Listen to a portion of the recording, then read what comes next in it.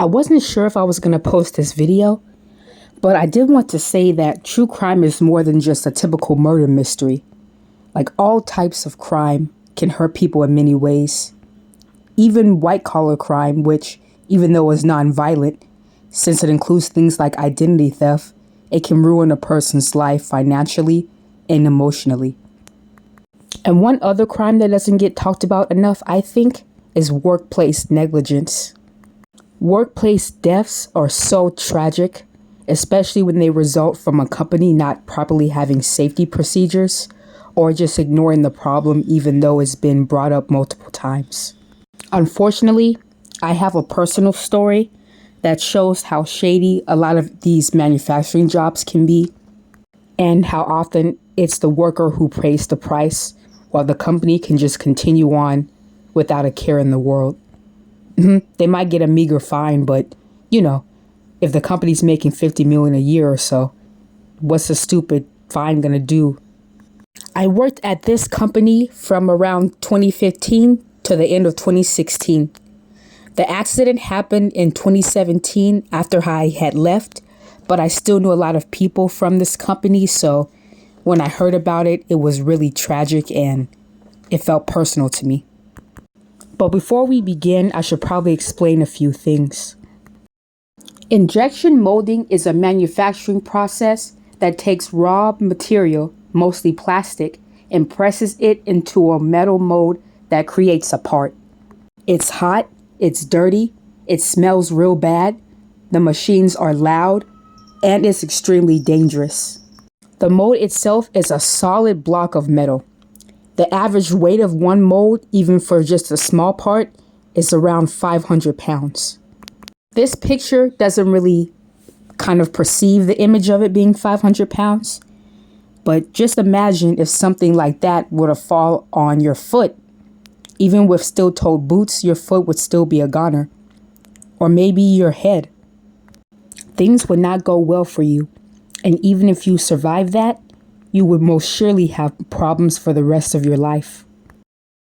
I tried to find as much information as I could about this, but it seems like it was censored across the internet. The 2 articles, yes, just 2, not even major news sources have it, that I found were blocked by a paywall. I literally had to switch my computer into reader mode just to get the information.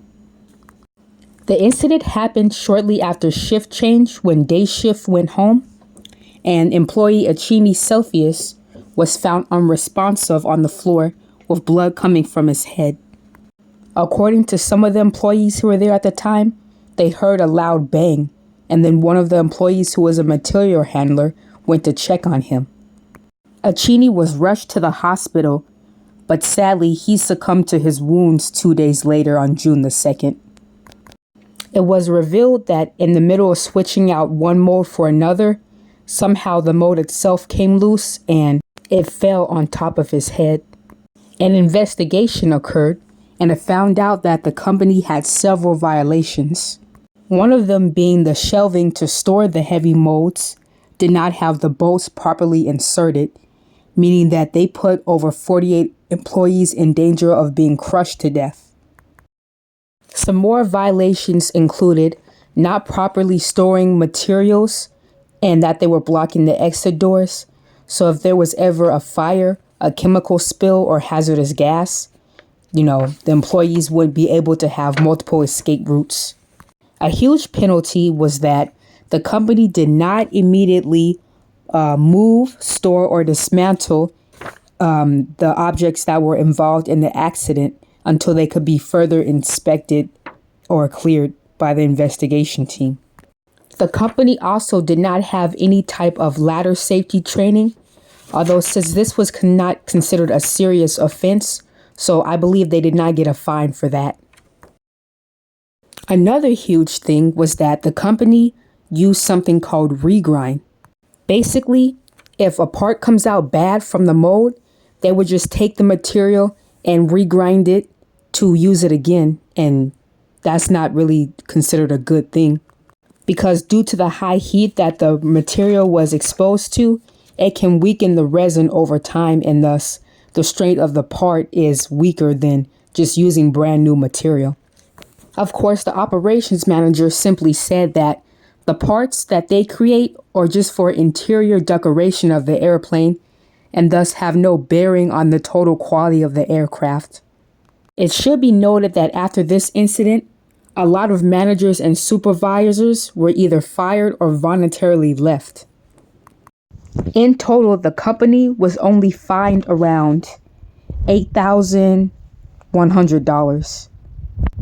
So not even a $10,000 fine for your actions causing someone to get killed in a tragic way. Acheni was only 32 years old. He had a wife, and I'm not sure how many, but I think it was 3 children. I'm telling you, these companies do not give a rat's ass about you.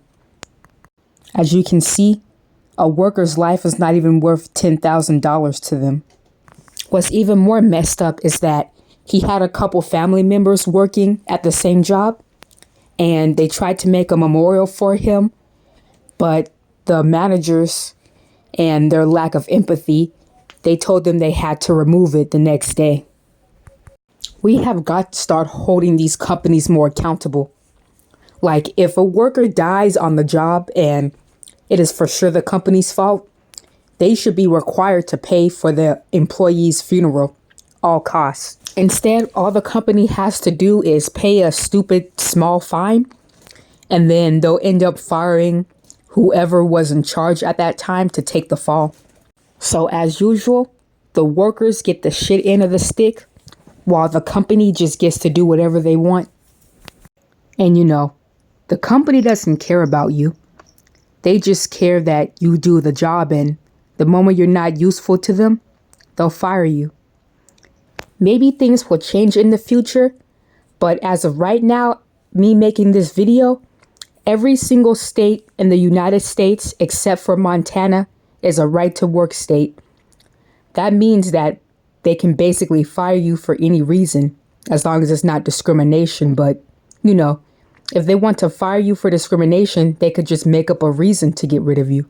Considering a job is the majority of people's main source of income, how they feed themselves and not be homeless, there should definitely be more worker protections, as well as more penalties for violating safety measures. Not just pay a stupid fine and get over with it. It's been a long time, but that kind of pain will never go away for Acheni's family. Not only do you have to worry about the increase in crime, getting killed in a car accident, you also have to worry about not making it home because your job didn't do what they were supposed to do, and that was make sure you're safe. Here is a little bit of more back history about the company. Apparently in 1994, so before I was even born, there was a standoff and a hostage situation. Apparently the man was mad he was getting fired, so he took his boss hostage with guns and explosives, and he told the police he was just going to talk, but it seemed like he had a lot more intention of doing that. Luckily, the police were able to talk him down and get him to come out for a cigarette. Apparently, this dude went out of the building to set his car on fire, and that's when the workers ran and made an escape. But yeah, this place has had some history. As a matter of fact, a couple of people have died in there, but from natural causes though, like a heart attack. Some people say that the building is haunted. I do remember one time I was working night shift and I had to go in the back to get some parts out from being, I forgot, what was it? Yeah, from being in the tumbler, where they kind of put the parts with a bunch of rocks to make the surface smooth or something like that. But I do remember I had the door open and then somehow suddenly it just shut closed. The door slammed. I'm not making this up. The door literally slammed. I didn't bother telling anyone, but since I had some time off, I did take the rest of the week off after that. If you work in a manufacturing or industrial place, make sure you recognize if something is unsafe and, try to tell your managers first. If they don't solve it, then make an OSHA complaint. You never know, you might just save a life or yours.